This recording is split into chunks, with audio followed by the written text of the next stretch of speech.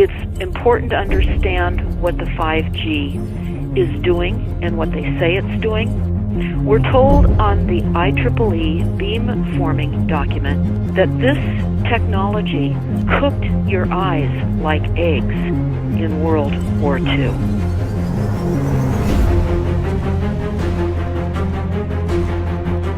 And you all need to understand these are military weapons. These are assault frequencies. If you garner nothing more than that, that's what you need to know. It's microwave radiation warfare, is what this is.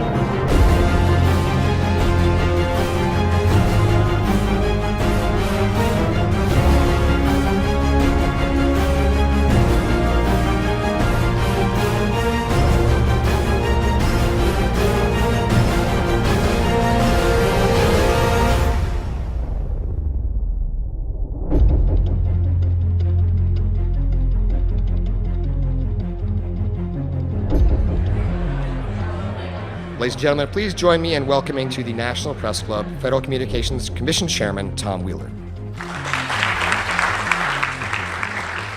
It's an honor to be here at the National Press Club. The first generation wireless, 1G, was voice. The second generation, 2G, allowed both talk and text.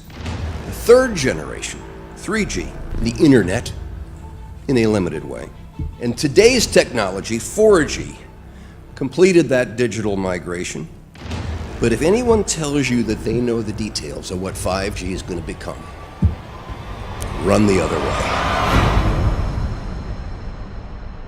This video is brought to you by the number 5 and the letter G.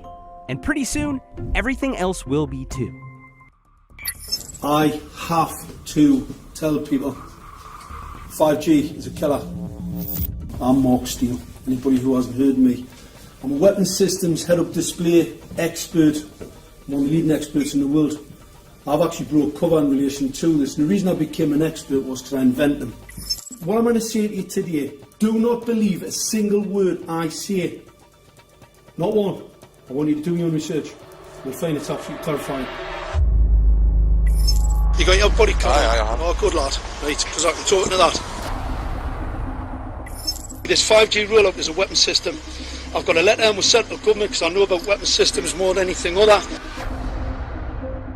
In Britain, in a place in the north of England called Gateshead, a scientist there called Mark Steele has been very publicly and actively warning people about the effects of LED streetlights, which he says in Gateshead are emitting now 5G. Right, move away, what's the crack? Hey, lads. I'm just having a word with these Gateshead council workers about replacing these transmitters on these lights that are causing harm and assaulting the community. This is an existential threat to the economy, to the environment and humanity. Well, if these transmitters are everywhere, then everyone's at risk, surely.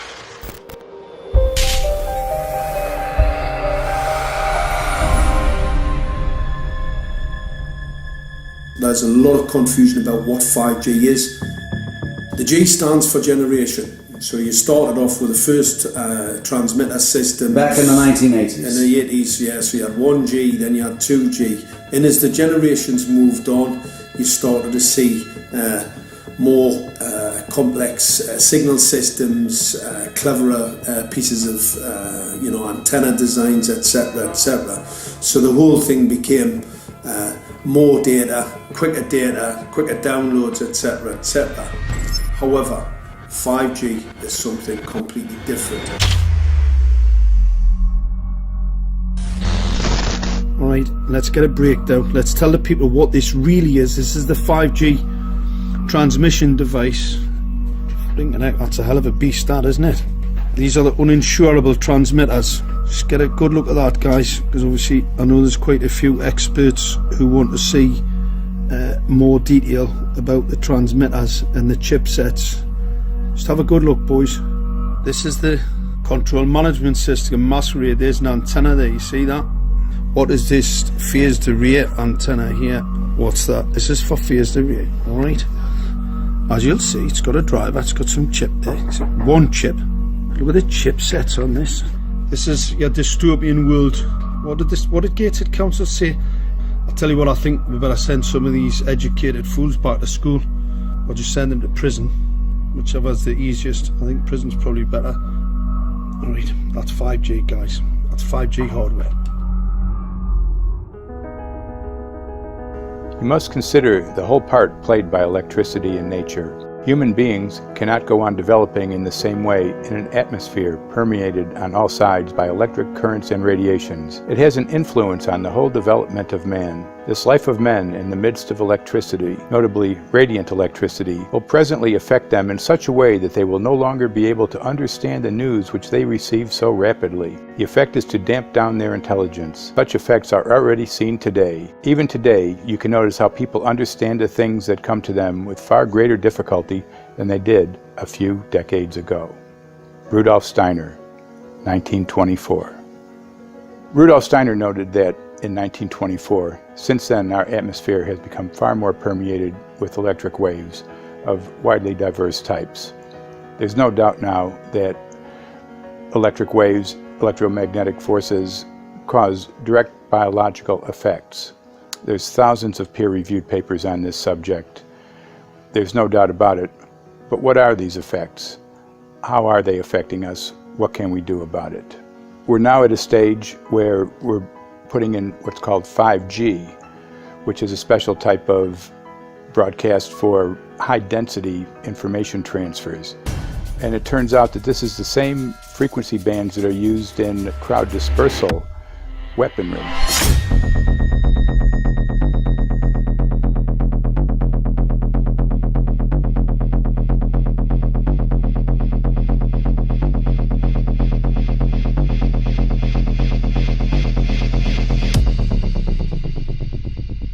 5G, first and foremost, is densification.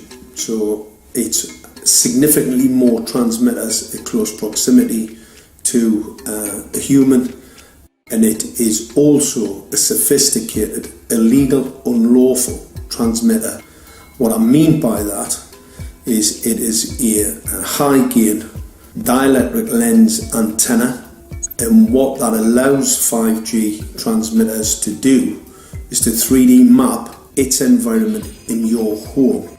The 868 megahertz frequency is specific for battlefield interrogation systems, so sub-gigahertz. It allows the signal to travel through concrete brickwork with ease, and it can actually data gather. It is a target acquiring system. Phased array is basically radar off the battlefield. It is extremely good at identifying targets and being able to lock onto targets. And not only that, it can specifically target you as an individual. So any judge sitting on an interesting case, let's say, any lawyer, any barrister, anybody doing any work that is potentially controversial, your life could be at threat. So the antenna design that you currently have on top of these LED streetlights, masquerading as a control management system, it basically battlefield interrogation equipment. The first phased array unit was actually called Mammoth, used by the Germans during the Second World War to identify Allied aircraft. Obviously things have moved on significantly since then.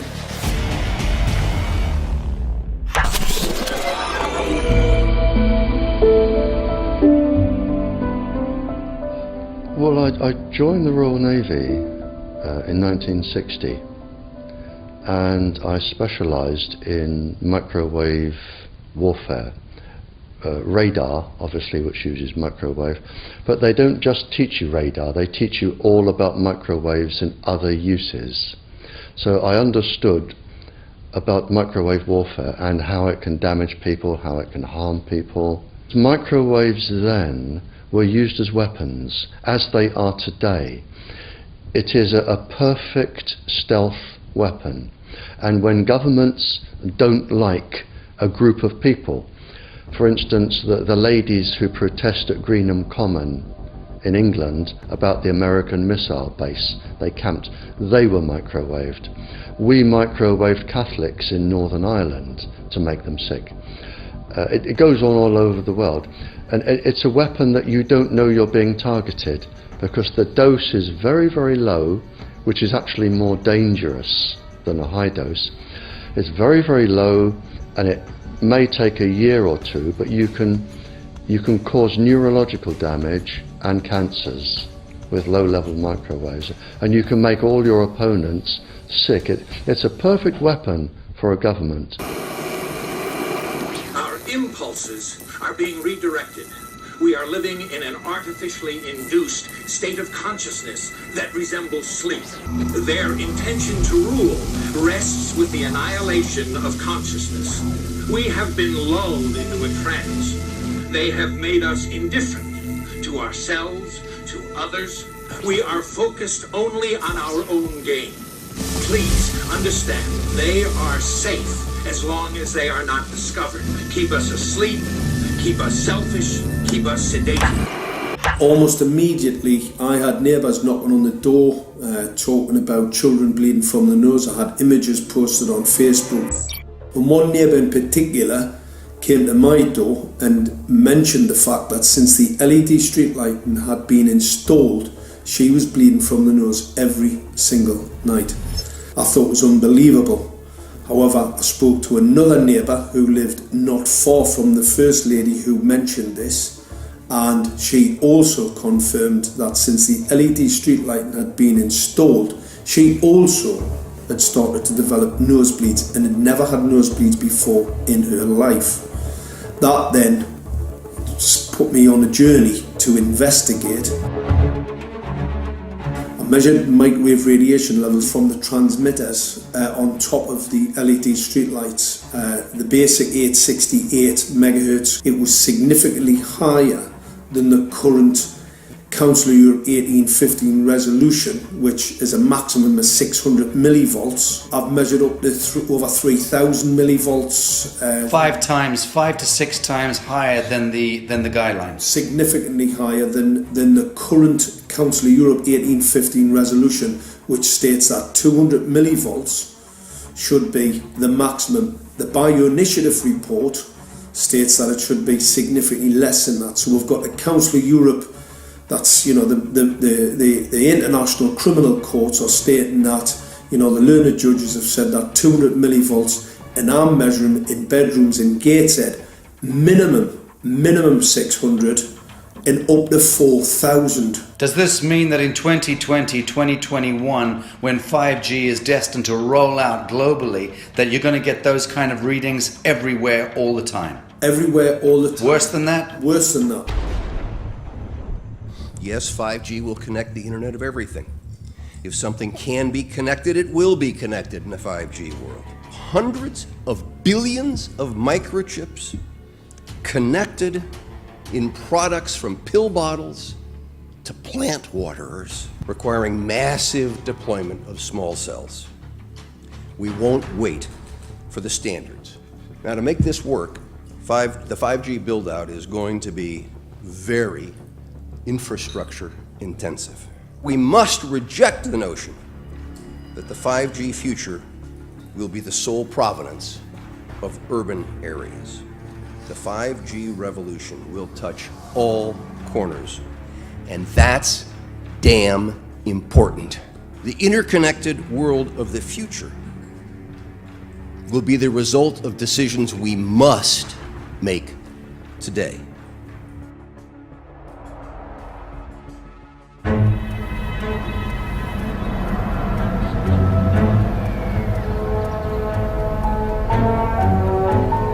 The main issue before us today is Senate Bill 637 and Senate Bill 894, the former by Senator Hugh and the latter by Senator Knopf.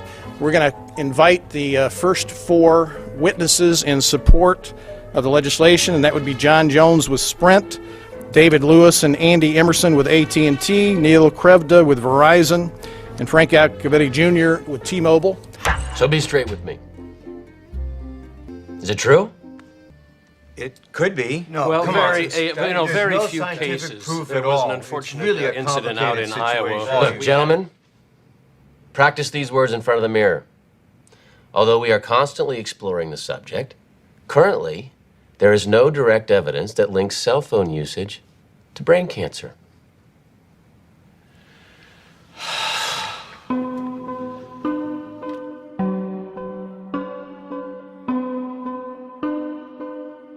I'm Sharon Goldberg. I'm an internal medicine physician. I've practiced medicine for 21 years, and my background is mostly academic, internal medicine, hospital-based, clinical research, and medical education. I'm a certified Microsoft small business specialist. I worked on space station designing the cabling system for the airlock module, where I was responsible for EMI, EMC analysis, which is electromagnetic interference, electromagnetic compatibility. I am a professor in the Department of Epidemiology, Biostatistics, and Occupational Health, and I teach there both toxicology and health effects of electromagnetic radiation. My name is Daphne Tachover, and I'm the founder of an organization called We Are the Evidence. We are an organization that represents the many adults and unfortunately many children who have become very sick from wireless technology radiation.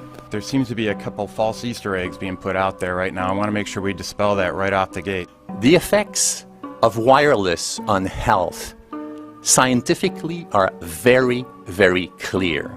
So it's always pushed back to the definition of an acceptable level of radiation. And that's what this is, by the way. This is about radiation. Wireless radiation has biological effects, period.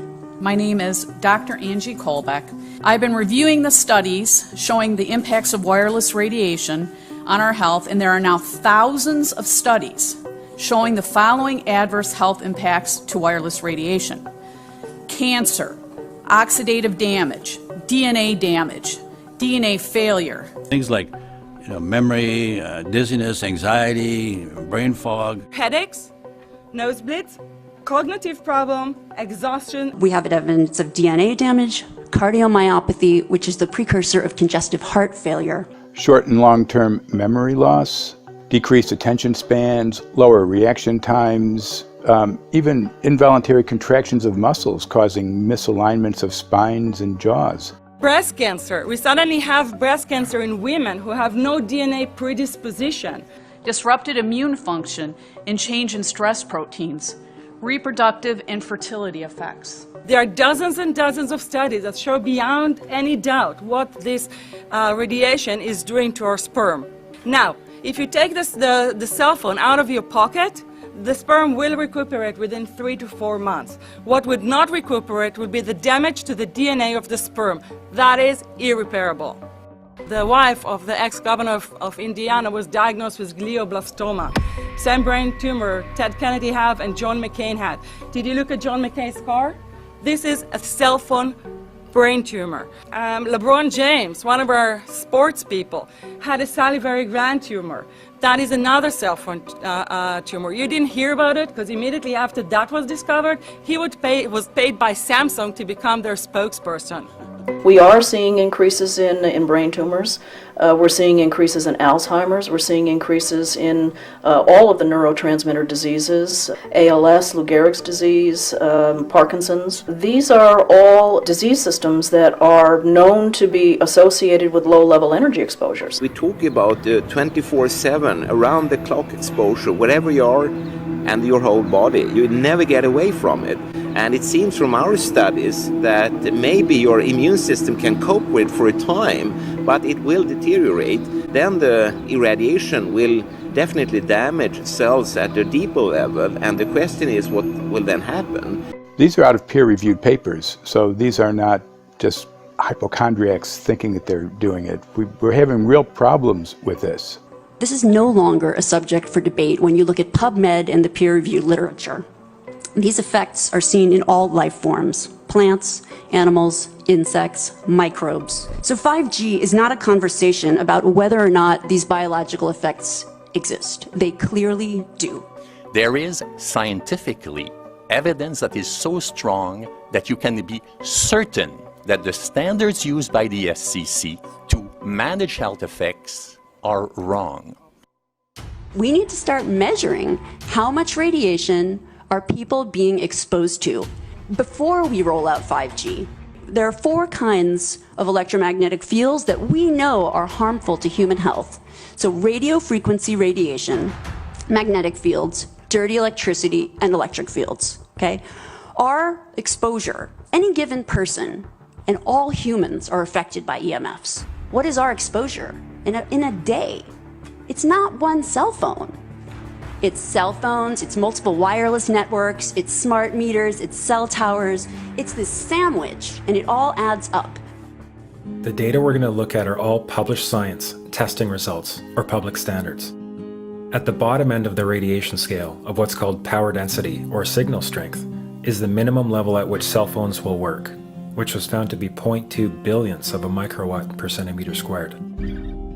Pine needles were found to age prematurely at 0.000027. At short-term exposures of 0.05, children aged 8 to 17 experienced headache, irritation, concentration difficulties, and behavioral problems. 0.1 is the biobiology or building biology guideline for extreme concern.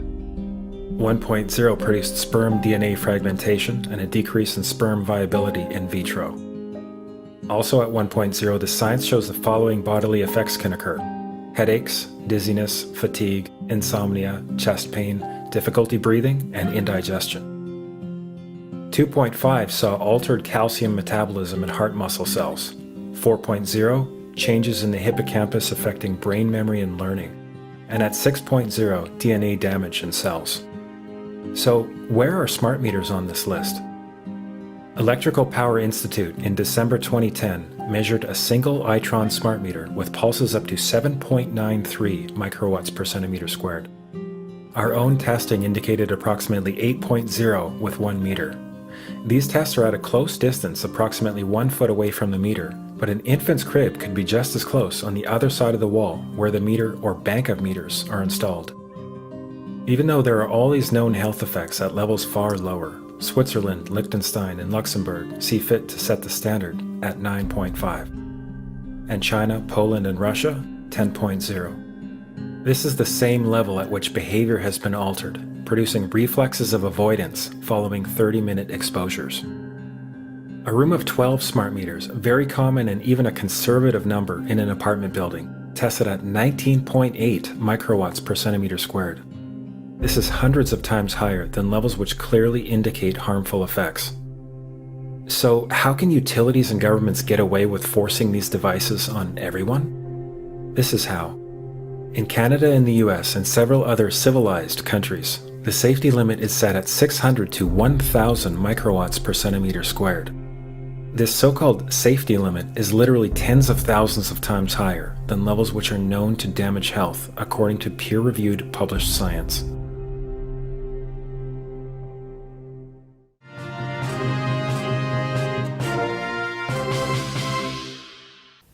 Faster, better, more reliable internet.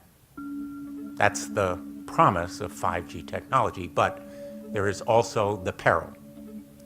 Health hazards associated with radio frequency that is higher also and requires more transmitters and antennas.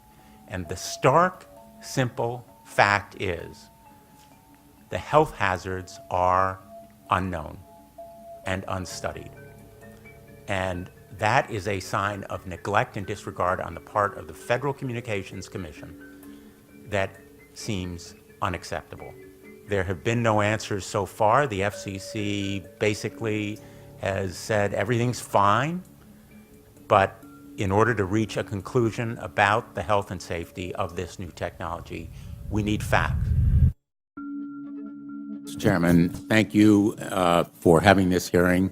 5G, as you well know, also uses higher frequency waves that don't travel as far and will rely on a network of hundreds of thousands, potentially millions of small cell sites. And the question then is, are there any health implications, any public safety implications to those additional sites that are likely to be located close to homes, schools, workplaces, and closer to the ground, correct?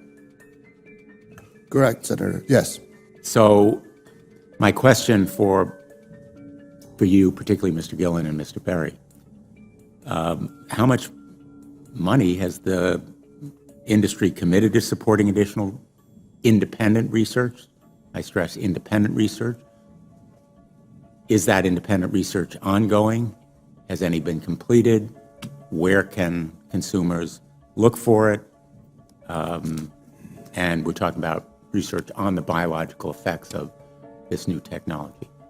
Thank you, Senator. I think, thank you for your focus on the issue.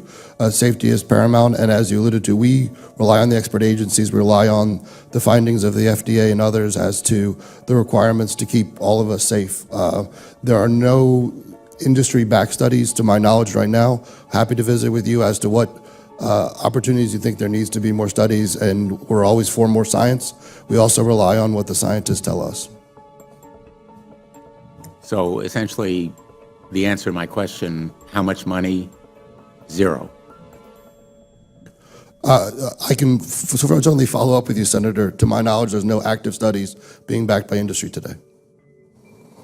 Anybody else know of industry commitments to back research, fund it, support it, to ascertain scientifically the health effect?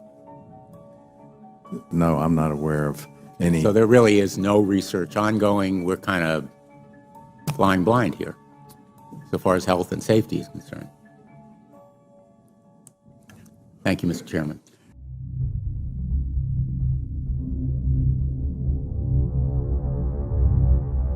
You're a trained medical professional. Yes. We don't have one on the panel.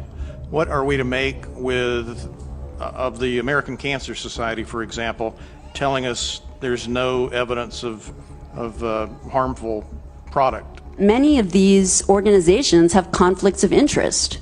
Very briefly, if you can, what do you mean by conflict of interest? One of the first things that you teach residents is that you always have to look at the funding. There's a tremendous amount of sponsored research by people who are hired to do studies to find no effect. And that's plagued this field in a number of countries. The radio frequency radiation work that we did was supported by Motorola. The relationship was really very cordial and very stress-free, but only up until we started generating data.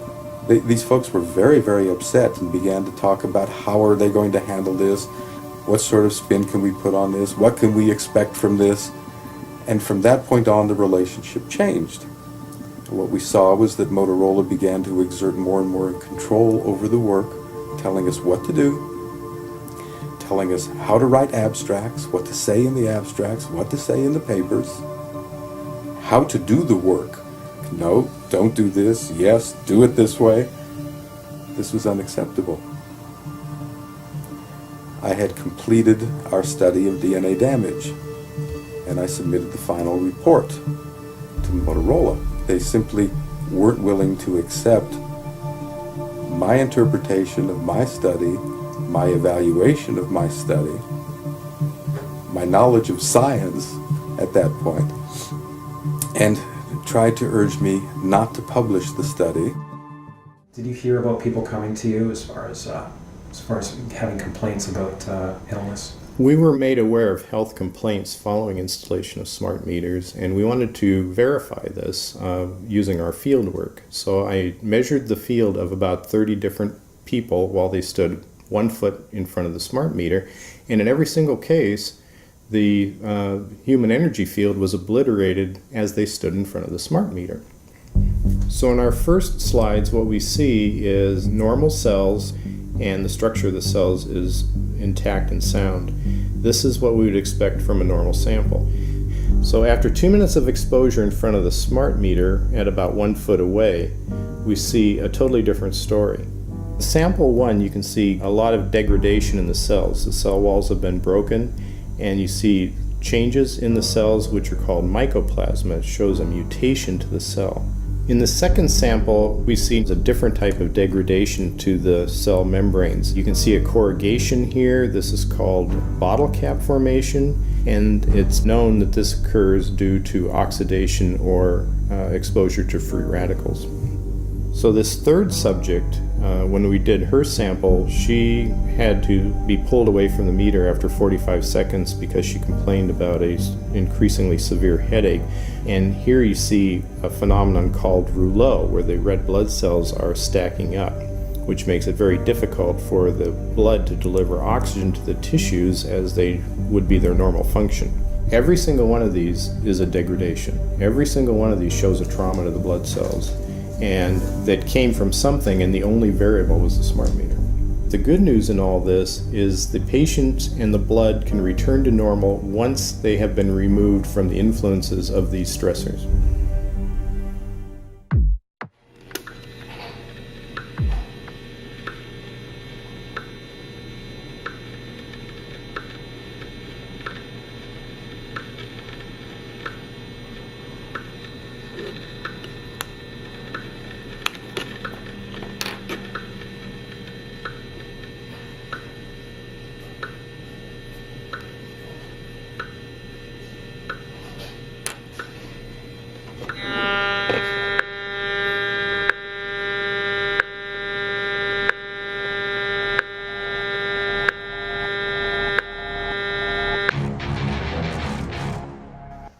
Some of the effects that we can look at, well, one thing is just our regular Wi-Fi, 2.4 gigahertz.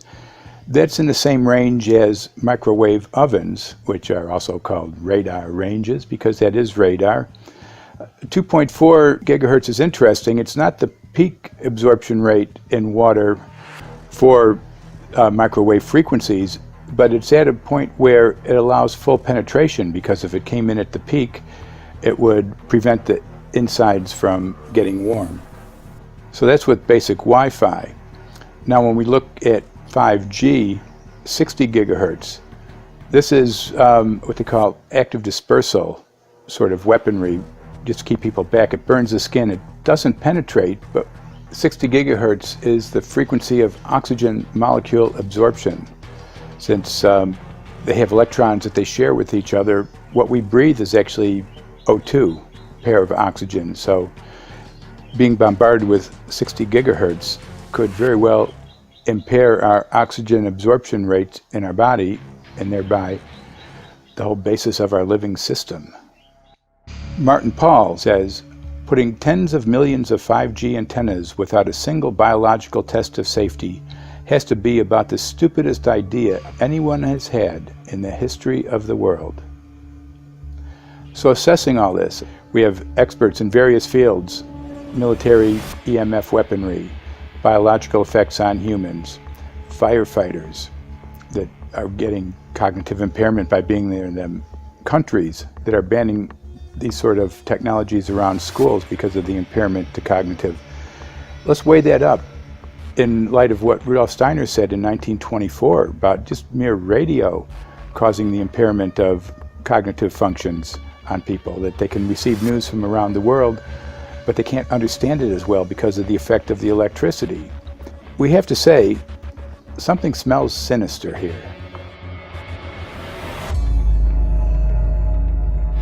With the 5th generation, it's actually a whole new ballgame. It's not using the same technology. They're switching to military-grade millimeter wave technology. And when you look at this technology, I mean, if you go and look at DARPA reports, come and look at some of the patents that the United States military has put out on what they can do with psychological weapons, all sorts of things, crowd control, active denial, anything you can think of, this is what they can do with 5G. So any type of military application you can think of which has an electromagnetic base, they can do with 5G. And they're putting this out blanket across the population. Ladies and gentlemen, the President of the United States. Good evening, my fellow Americans. In the councils of government, we must guard against the acquisition of unwarranted influence, whether sought or unsought, by the military-industrial complex. The potential for the disastrous rise of misplaced power exists and will persist. We must never let the weight of this combination endanger our liberties or democratic processes.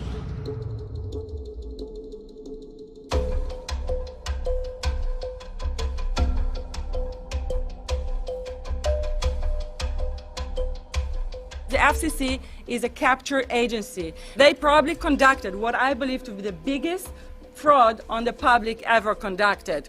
The FCC has been described by Harvard University's Center for Ethics writer Norman Alster as the most captured agency in D.C., acting more as an industry cheerleader than a regulator. This is especially true today with 5G, where there are serious safety concerns and potentially misleading information coming from the FCC. For example, the previous chairman of the FCC is Tom Wheeler. He was the head of the Wireless Lobby Association for 14 years. Now remember, Obama told us there would be no lobbyists in his administration, so he took the biggest lobby and put him as a head of the FCC. And that's damn important.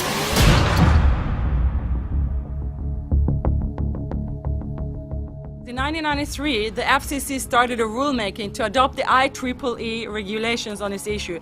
IEEE is an engineer association. Why is it that we adopt regulation of engineers who maybe know how to measure this radiation when it's passing a wall, but not when it's passing a body?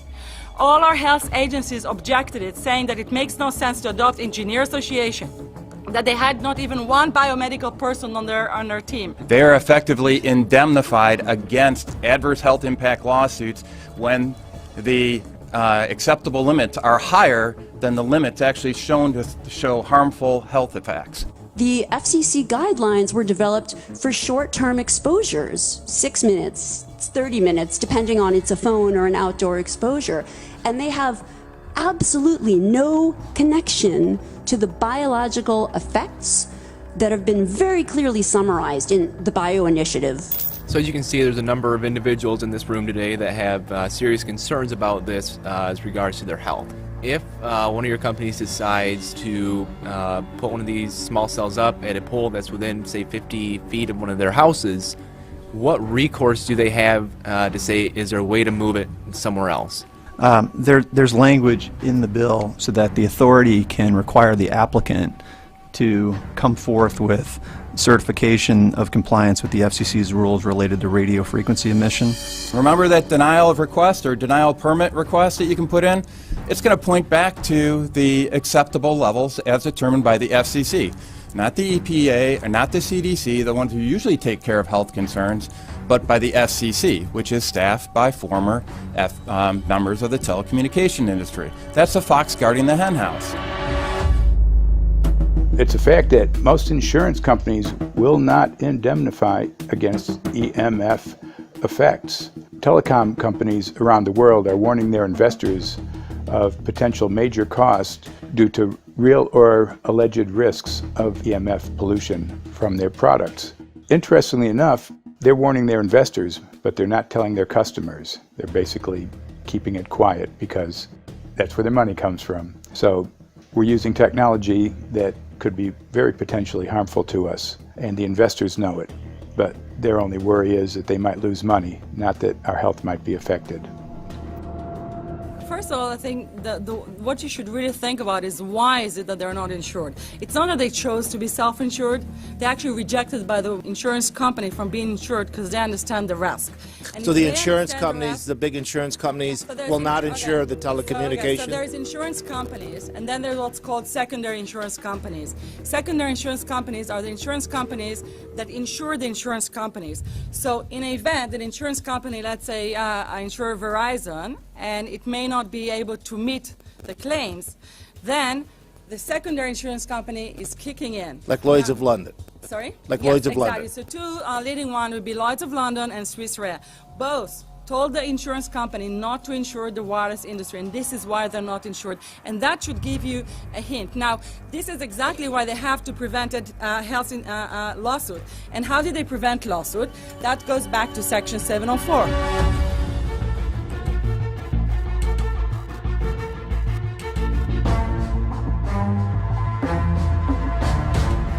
Section 704 was passed in 1996. This is how our rights in regards to health were taken away by the wireless industry.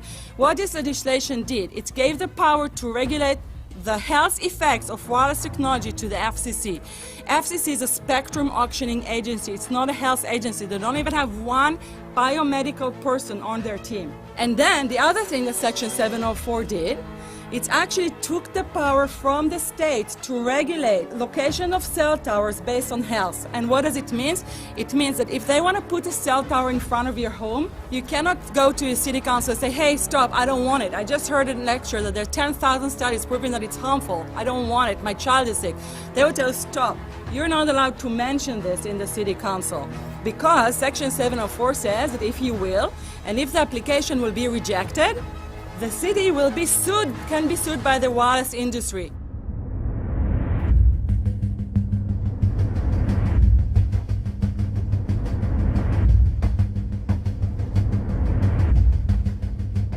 A major U.S. government study on rats finds a link between cell phones and cancer. Very first government study linking the radiation from cell phones to cancer. Two-decade, $30 million federal study out today found there is some evidence of a link between cell phone radiation and brain cancer. Professor, what is the NDP? I've heard that study several times. NDP is what? So it's a $25 million study on the rats and mice that was supposed to demonstrate that there were no effects of radiation below thermal. And in fact, it demonstrated exactly the opposite.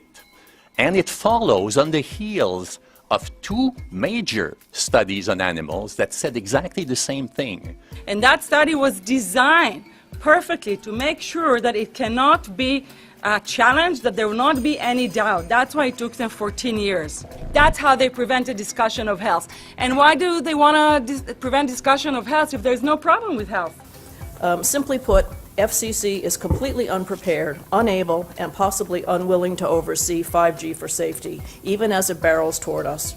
They are falling back on tired definitions and panaceas long since disproven by science. To make matters worse, recent FCC rulings and numerous industry-friendly bills passed at state and federal levels between 2016 and 2018 removed the last vestiges of local and state review over infrastructure siting, just when we need it the most.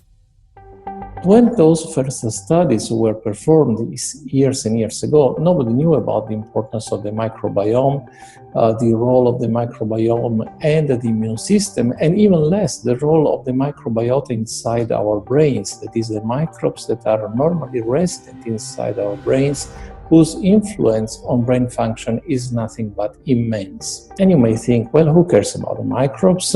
The less microbes we have, the better it is. Well, we know by now that this is not absolutely the case, because microbes are truly essential for the development and function of all our organs and systems. Our immune system is based on the microbes we have in our gut. And our brain also has microbes that influence its function. In tests, it's been found things like mold. If you grow mold inside a Faraday cage, it'll grow one way, and then even if the electromagnetic fields are around, take the Faraday cage away and some sort of 600 biotoxins are developed within the mold because of the effects of the EMFs upon it.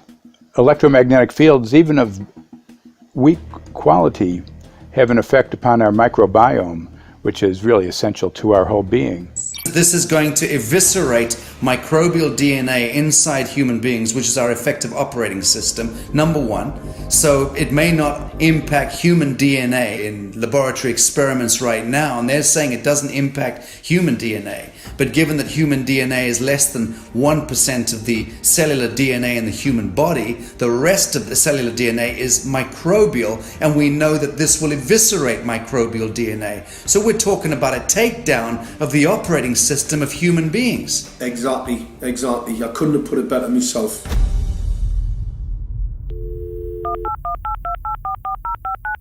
John Brandt. Good morning, Mr. Brandt. Wow, this is Amanda from Virginia. Hi, how are you? Hi, I've been trying to get a hold of you for months now. You guys are covering up chemtrails. No, we are not covering it. We have no reason to cover up chemtrails. Of course, you have every reason to cover it up. Every reason. It's called losing your job. What reasons would that be? Oh, well, you personally, you would lose your job if you were to reveal anything to me, and it's probably unsafe for you to even be speaking about this, considering the types of individuals you work for. It's not unsafe. It is unsafe. There's no problem with us talking on, you're a citizen, you're making a complaint. Oh, Lord, have mercy on myself. It's a complaint in an area that we don't have authority to regulate.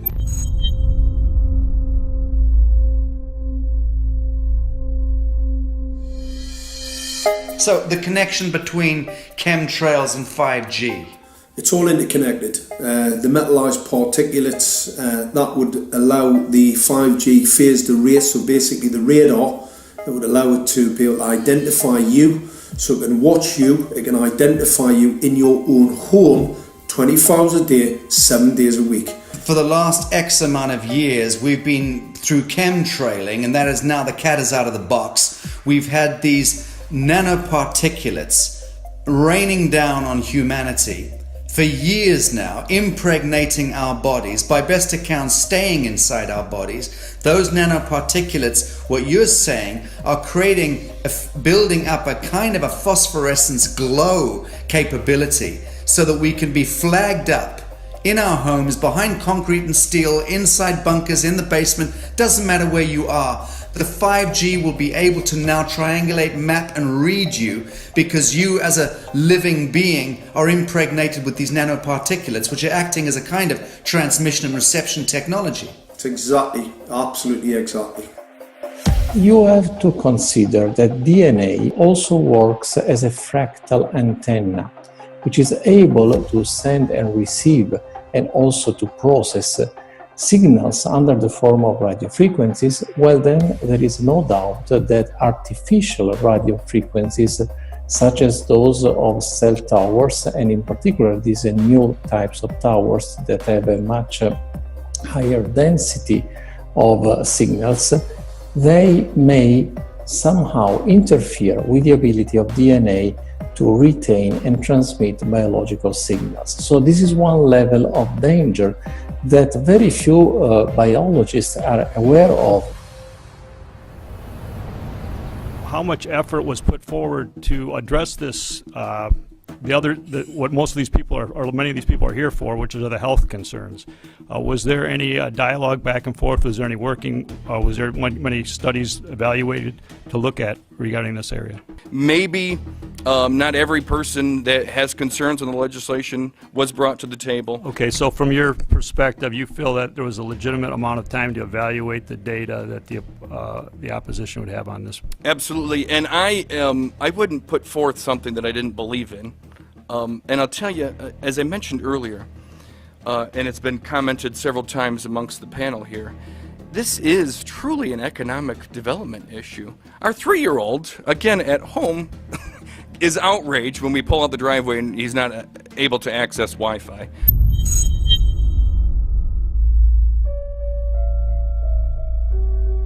I think anyone who puts Wi-Fi into a school should be locked up for the rest of their life. I really do. I think they're not fit to walk on the surface of this planet because they haven't looked at the research, and whatever incentive they have, it is not worth the genetic problems that parents are going to face with their children when they're born. France has banned Wi-Fi in nursery schools and put warnings out for regular schools because they're finding there's impaired learning capacity in children when they're around Wi-Fi. And they have to put up warning signs where they put Wi-Fi transmitters. When I got sick and I learned that they're putting Wi-Fi in the schools in Israel, I was very sick at the time, but I could not tolerate the thought that children in the schools will become as sick as I have. And after a few months of correspondence, I submitted a Supreme Court case in Israel to ban the use of Wi-Fi in the schools and replace them with wired network. The 4 top diseases that kill our children, our young adults right now, are brain tumors, thyroid cancer, testis cancer, rectal cancer, everywhere we put our cell phones. And a lot of our children are sick and they're being misdiagnosed and mistreated because the wireless industry has put billions and billions of dollars in the past 30 years to mislead the public as to the health effects and keep the public uninformed. We are performing an experiment on children. We are exposing children to microwave radiation for 6 hours during every school day. We have had absolutely no studies looking at the long-term effects of this radiation on young people or even on adults. A considerable amount of research shows that developing brains and bodies of children are much more affected than adults. And there are clear indications of a link between increased electromagnetic fields and autism spectrum disorders. We took 10 autistic children and went back to the sleeping location where the mother was when she was pregnant with that child and compared it with the sleeping location of a mother that gave birth to healthy children.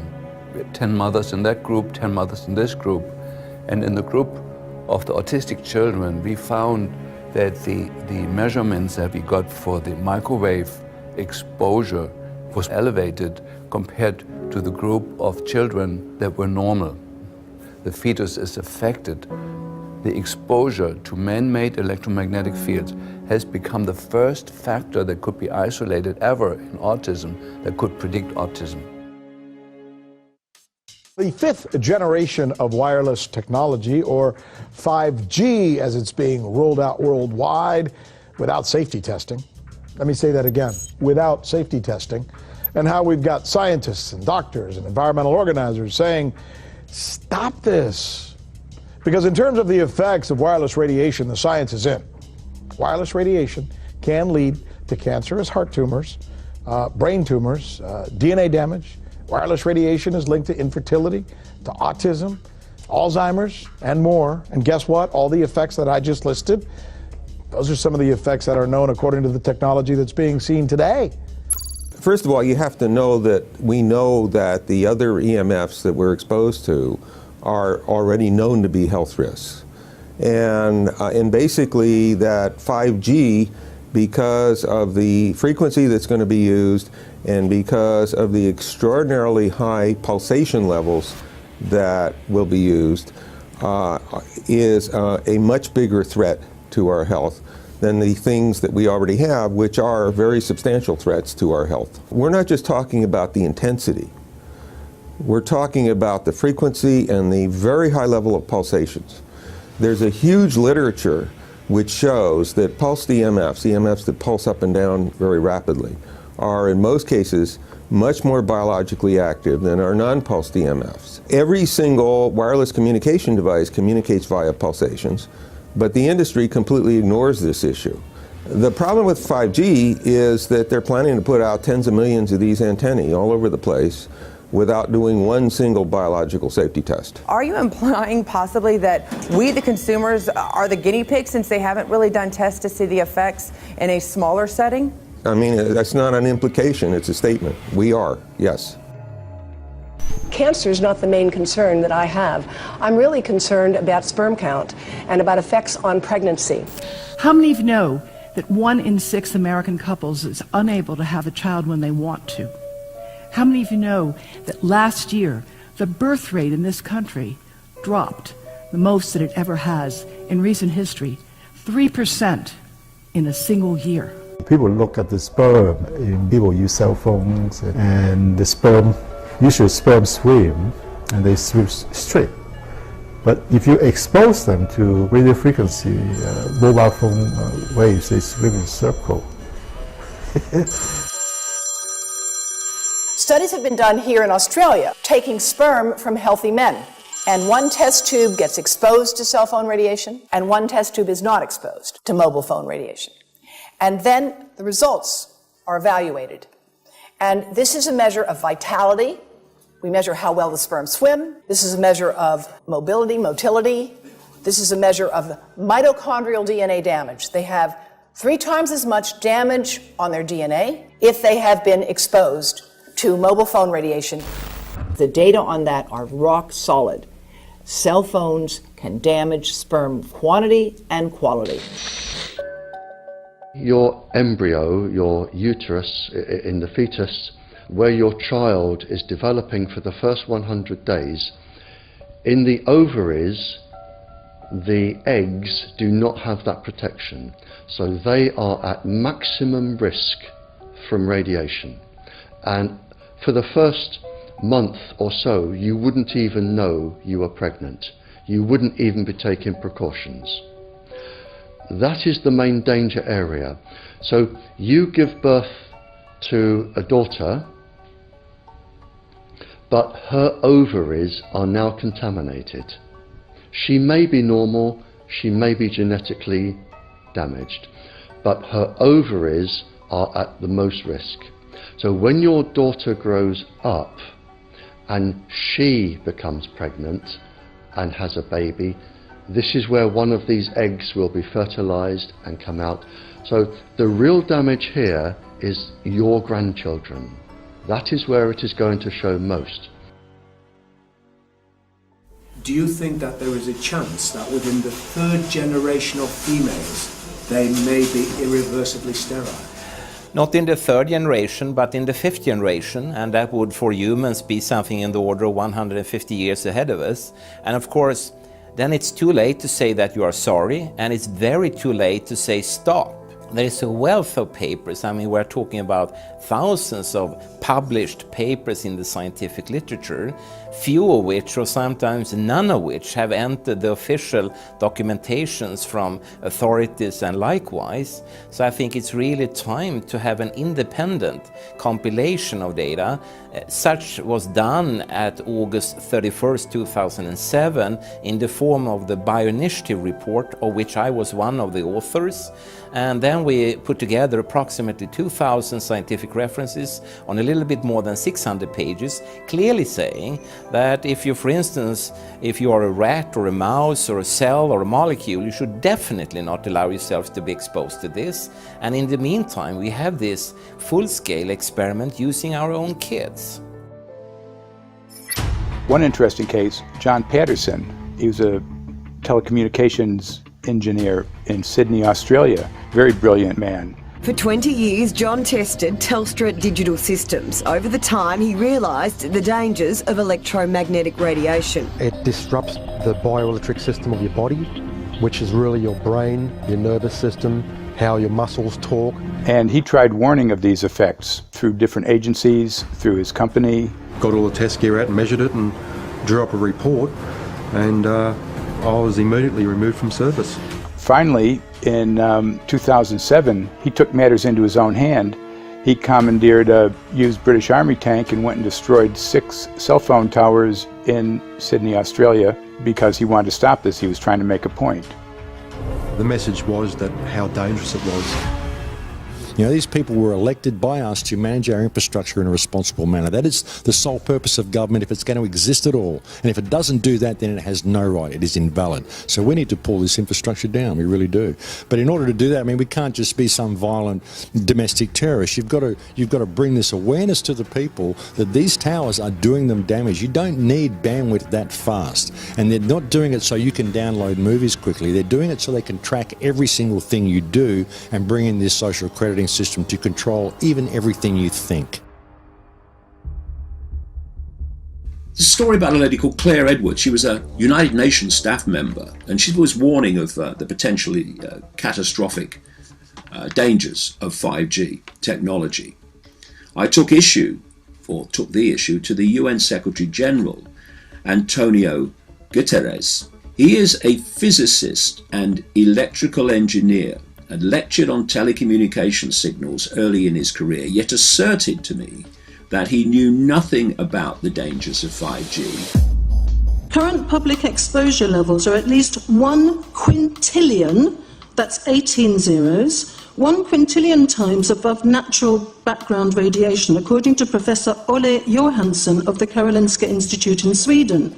The highly dangerous biological effects of EMFs have been documented by thousands of studies since 1932, indicating that we may be facing a global health catastrophe orders of magnitude worse than those caused by tobacco and cigarettes. 5G is designed to deliver concentrated and focused electromagnetic radiation in excess of 100 times current levels in the same way as do directed energy weapons. There is currently an international appeal signed by 237 EMF scientists from 41 nations, urging the UN and particularly the WHO to exert strong leadership in fostering the development of more protective EMF guidelines, encouraging precautionary measures and educating the public about the considerable health risks, particularly the risks to children and fetal development.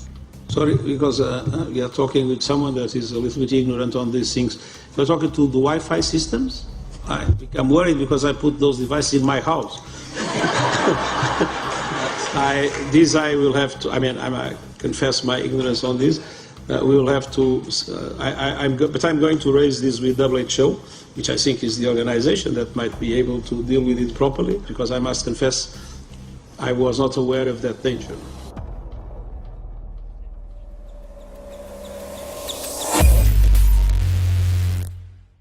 In 1996, when the Telecommunications Act was passed, in it was a provision essentially that kept local officials from addressing health issue concerns when approving or not approving a cell tower. So that's correct. But then something new is happening. We've talked a lot about it on the Solari report, thanks to Jason Bowden-Smith and his website EMF Warriors. But this is new. This is very, very new. So you're basically, sending out an appeal on something that in one sense hasn't happened yet. This is not just an incremental change. This is a big step up. It's a sea change. An onslaught's not an improper word. It's a bombardment. So instead of a cell tower 1 mile or 2 miles from you and you still have cell phone service, we're going to have antennas every block, and some poor soul is going to have one mounted to utility pole maybe less than 20 meters from their home. So this kind of, invasive bombardment with this many antennas, I mean, just in 1 square mile, if you do the math, 1 per block and 16 blocks per mile, that's about 250 antennas per square mile. The millimeter wave is untested. Former FCC Chairman Tom Wheeler openly said that they don't plan to test. We won't wait for the standards. And then our appeal also addresses the fact that there's a plan to roll out 5G through satellites in low Earth orbit. So 20,000 satellites, which will cover every square foot of the planet with a 5G signal. 6, 5, 4, 3, 2, 1. Night after night, politicians and other leaders were telling Americans that Sputnik revealed that we were at great risk. Not just our pride, but our security is at stake. If Russia wins dominance of this completely new area, well, I think the consequences are fairly plain. Probable Soviet world domination. We choose to go to the moon in this decade and do the other things, not because they are easy, but because they are hard. Because that challenge is one that we're willing to accept, one we are unwilling to postpone, and one we intend to win. Welcome, everybody, to the White House. This is White House 5G Summit.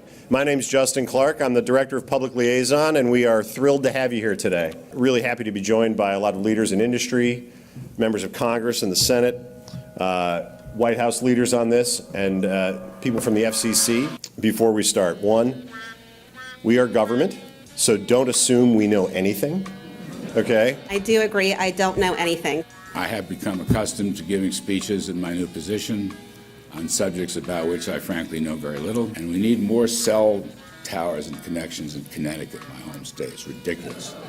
The U.S. is in the lead thanks to our private sector as well as the work of the FCC and this administration overall. But China and South Korea and many other countries are eager to claim this mantle. We have every intention to deploy 5G first and reap the benefits of faster and more robust wireless. Yes, I hope we beat China, of course. And get to gigabit speeds and low latency, and the race has begun.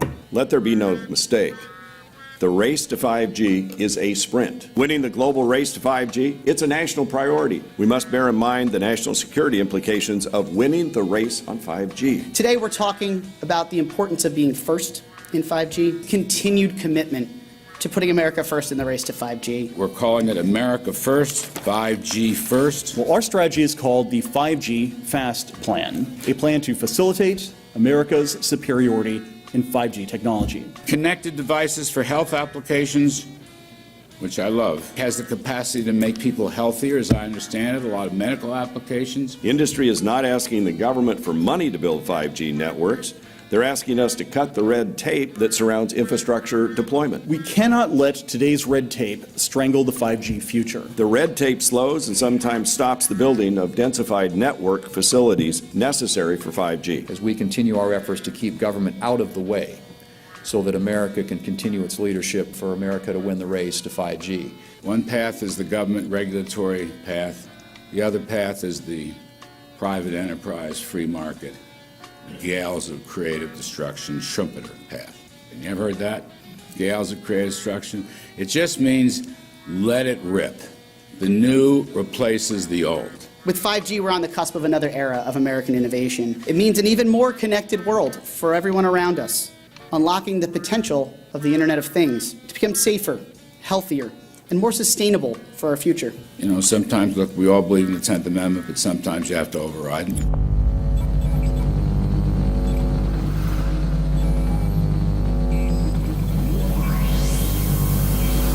By the way, the 1996 bill permits that kind of override. We're not here to be completely heavy-handed, but sometimes you got to do what you got to do. And some of these states or cities that don't want to cooperate want to shake us down. We can't allow obstacles and barriers to stop this movement. That's all.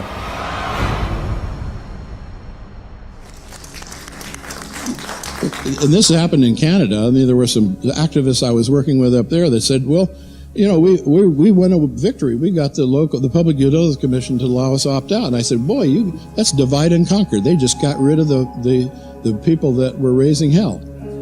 So, you know, that's not the answer. We need to opt out everybody. An opt-out is an agreement to pay to not be harmed. An opt-out is volunteering into extortion. An opt-out says that if I don't pay you, you have the right to harm me. So that doesn't work. This is a mandate. This is being pushed down your throat by a company that is not responsive, by a government that is not responsible, and it's being done in a collusion that's designed to undermine the individual rights of individual people and communities across the country and around the world. The Minister for the Environment has a duty. His duty is primarily to ensure that there is cleaner, better, healthier environment for people in this country. It's a simple duty. He also has a responsibility in regard to science and innovation to make sure that that happens. What seems to be happening here, in fact one could say undoubtedly happening here, is he's using science and innovation to ensure that our right to life is threatened. There have been no public debates. There is no public discourse.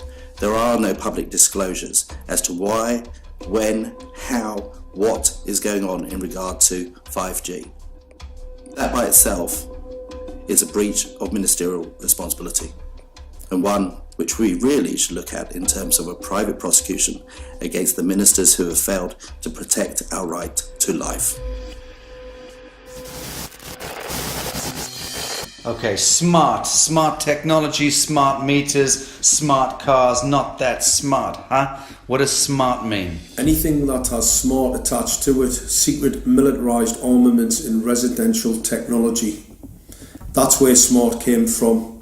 And smart, every bit of technology that you see today has all been developed for either some type of battlefield, some type of intelligence gathering system, and obviously these developments have to be commercialised, and people have actually took them into their homes.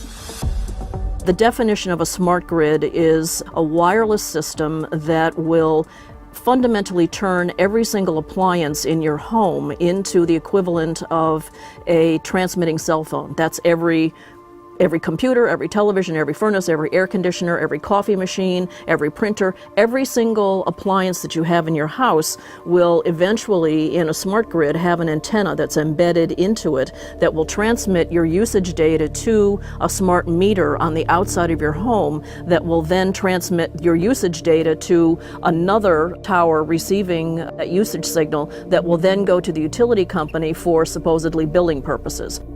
Not all signals will just be about your individual use. There will be aggregate meters that will bounce signal from house to house to house within a neighborhood that will then accumulate all of the usage data that will transmit that to the utility company. Now, what that will do is that the end metering system that is transmitting all of that data will be firing an RF signal at many, many times a second, which will increase the average homeowner's radio frequency radiation exposure exponentially. This picture shows some aphids on the leaf of an orange tree shortly after radar equipment was installed at a nearby airport a number of years ago. I noticed that every few seconds all the aphids would tense up in unison and do sort of a little dance, as you see in the picture. Upon further investigation, I found that the interval of time between the activity of each dance coincided exactly with the rotation of the radar rotor device at the airport, which was a distance of approximately 14 miles. The antenna arrays create this steerable beam, which helps concentrate the energy. The beams get pointed at the user. What's a MIMO tank? Massive in, massive out. British government have got a plan to roll 400,000 out. This is so that you've got 5G in every nook and cranny, every part of the countryside, so that you can have autonomous tractors, believe it or not. However, those transmitters, these are radar. It is phased array radar. Though that radar signal sweeping the countryside will kill every pollinator, every biological structure, it will sterilise livestock, it will kill the ground, consequently land won't have a value, obviously farmers will die, the community will be under attack. The community will be under attack. If we can't produce food, if we kill all the pollinators, we're in serious trouble. The takeaway is that 5G, the $1 trillion rollout of 5G by our friendly local government, is definitely a weapon system masquerading as a modern efficiency technology. It most certainly is, and what I put it down to, it's economic terrorism. There is no value, nil, in killing off your population, in destroying your ability to grow food, to kill all your pollinators. They may have a nice financial number on a piece of paper, but in reality, dementia, diabetes, all the things that are currently crippling the NHS, a burden on the country, illness, mental health issues, the focus of that cause can be identified and has been identified in the science. The science is proven. The epidemiological data that we're seeing on the street is now substantiating that science. The DNA inside you, the mitochondrial DNA, you can trace unchanged to your mother, her mother, her mother, right the way back to the beginning of the human race in Africa, the Stone Age. It is unchanged, the mitochondria, and that is being unchanged in your children, which means if you damage it, your child could be genetically damaged, then her child, and her child, and her child, forever. You are condemning the future generations of every single child. There is, however, a light at the end of the tunnel, or there is some ray of hope. Thanks to the principles of biological quantum entanglement that we have learned how to exploit in the field of biology and medicine, now we can transfer the information from the microbial DNA to the human DNA. And in so doing, we can train, so to speak, the microbes to withstand whatever extreme condition they are exposed to, including this new technology. And then we can train them to transfer this resilience of theirs to our DNA. So let's say that there are good reasons to be worried about the introduction of these new technologies, but fortunately, since the knowledge in the field of quantum biology, in the field of microbiome medicine is advancing as fast as potentially harmful technology, then we can exploit this knowledge to protect ourselves from any real potential or perceived danger from these new technologies. I've met with molecular and cellular biologists, with blood microscopists, with weapons development experts, frontline activists and researchers, and all the stories I'm hearing from these experts and pundits leads to the same thing. 5G is almost certainly the end game. It is an extinction event brought into our homes, into our classrooms, onto the high street, into the very cells and DNA in our human bodies. It is such a perilous threat that it is almost impossible to imagine, let alone describe. When the 5G signature goes live, it will tap into a multitude of satellites which are in geosat orbit around the surface of the Earth. Millions of surface antennas will pick up that signaling and will then scatter the signaling into hundreds and hundreds of millions of different micro antenna systems set up on street lamps and even in your home, which you're not aware of incidentally. The LED light bulbs in your home invariably contain the micro or nanotech lens flare capacitors which will receive the 5G signaling, and it will proliferate the 5G signaling everywhere by exploding the signal into billions of photons which will target everything all at the same time. This is stealth technology. This is invisible science. But what it means in simple terms is that you will be flagged up, visible, trackable inside your own home. Anywhere you move on the surface of the Earth, they will have a lock and load tracking capability over you. You will be visible to invisible masters, each one of us, all the time. Today, our governments and the corporate sector have managed somehow to infiltrate the mainframe of our civilization and are pushing through a $20 trillion infrastructural rollout without any, and I mean without any, health science running behind it. There have been no tests. Your government and your health authorities are either in collusion on this matter of genocide and ecocide, or they're just damned stupid.